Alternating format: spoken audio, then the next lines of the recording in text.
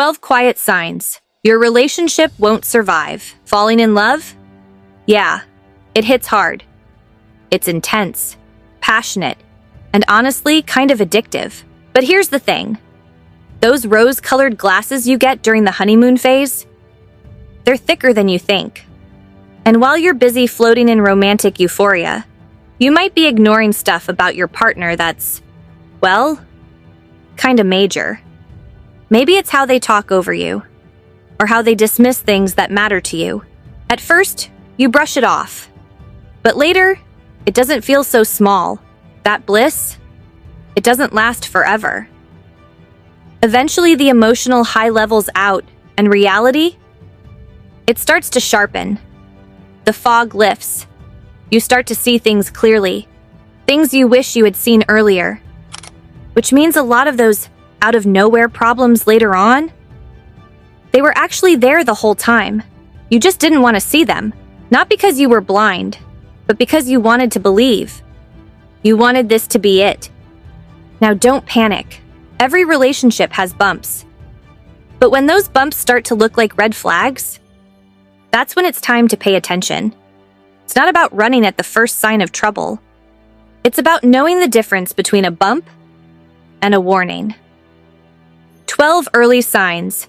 Your relationship might not last. 1. It's all about the vibe, nothing deeper. Feeling attracted to someone is great, but if vibes are all you've got, you're building a relationship on a mood, not a foundation.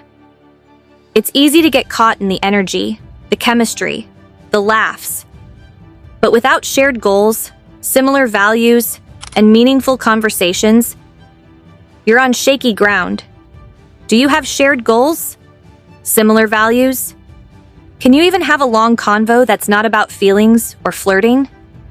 If not, you're the little pig building a house out of straw. Looks cute, but not stormproof. 2. You don't like their friends. And low-key, you don't like them either. There's that saying, show me your friends and I'll show you who you are.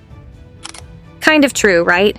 If you straight up can't stand their friends, that might mean you're ignoring traits in your partner that actually mirror them. This might not be your person long term. 3. You're basically glued together 24/7. It starts off cute. FaceTiming every night, texting all day, always hanging out. But eventually, it gets claustrophobic. You lose sight of your other relationships, your hobbies, even your solitude.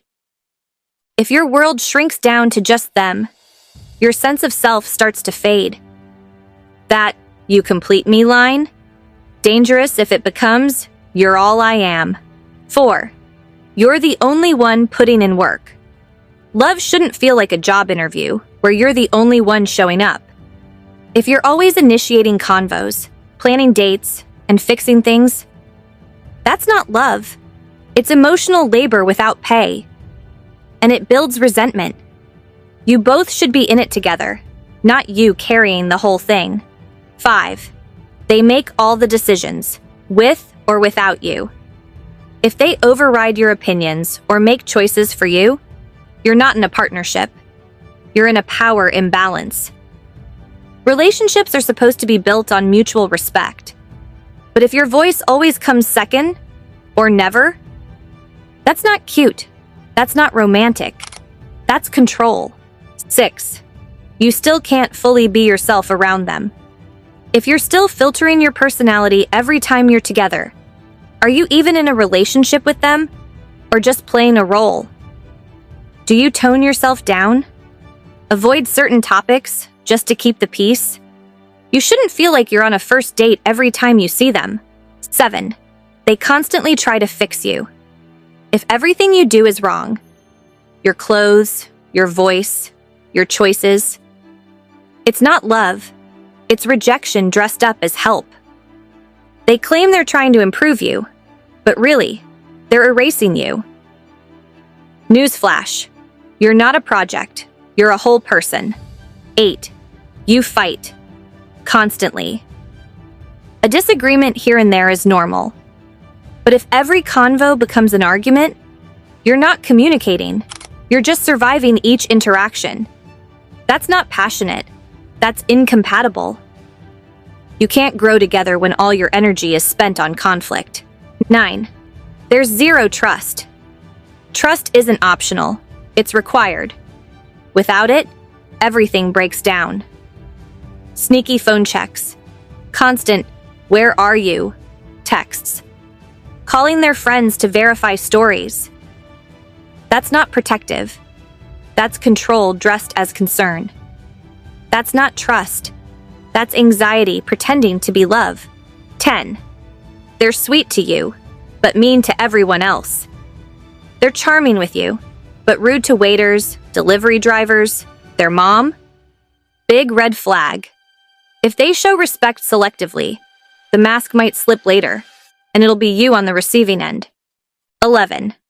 Everything's a subtweet. Passive-aggressive comments, guilt trips, sarcasm that's clearly meant to sting. That's not communication. That's emotional dodgeball. You end up constantly guessing. Was that a joke? Were they mad? You can't build a future when you're constantly decoding what your partner actually means. 12. The timing?